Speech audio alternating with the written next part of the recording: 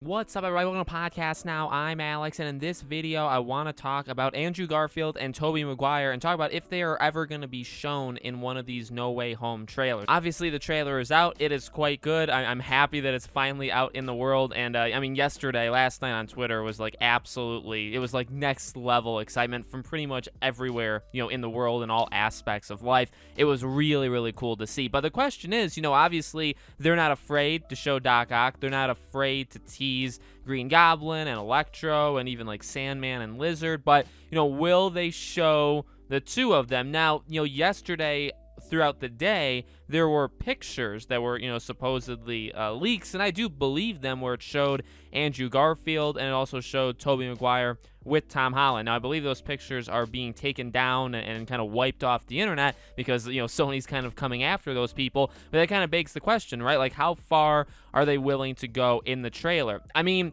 my answer and what I think is going to happen are actually two separate things, right? For me personally, I don't mind if they do not show them in a trailer. I actually would prefer that I go into this movie for the first time not having seen them in the trailers. Just, be able to see them for the... And here's the weird thing, too. You guys may or may not know. This depends on how long you've been with the channel. I'm not even a big fan of these... like the Tom Holland ones are the ones I've actually, hot take, enjoyed the most. I never liked the Tobey Maguire ones growing up. I just flat out never connected to them. And then I liked Andrew Garfield as Spider-Man, but those movies...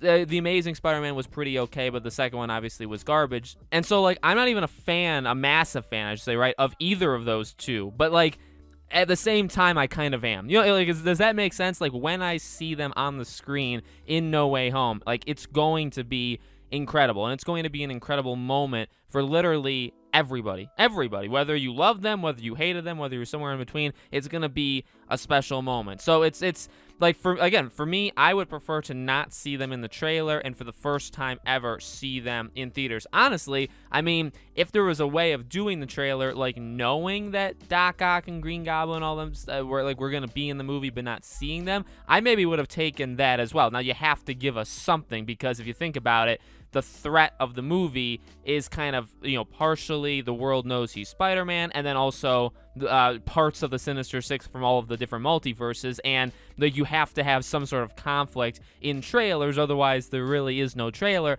and so I understand it, right? At the same time, again, the prediction, what I think is actually going to happen, I feel like one of them, mainly Andrew Garfield, I do think he'll probably be in one of the trailers at some point, in maybe like a final trailer. And honestly, this is not a movie that you need many trailers for. I could only imagine two, the one we got, and then literally one other one, which should be a lot of the same scenes, maybe one look at Electro, Green Goblin, maybe it ends with Andrew Garfield, Spider-Man, and that's kind of it. You kind of cap it there. I really actually feel confident assuming that we're not going to see, besides, again, the pictures and stuff, I don't mind seeing them. It does definitely suck that these leaks are out there because you're ruining the first experience for people. But these are people that are surfing the internet, right? And they, they're going to get, these things are going to be seen. So you got to be careful if you're really looking out to not be spoiled, especially for a movie like this.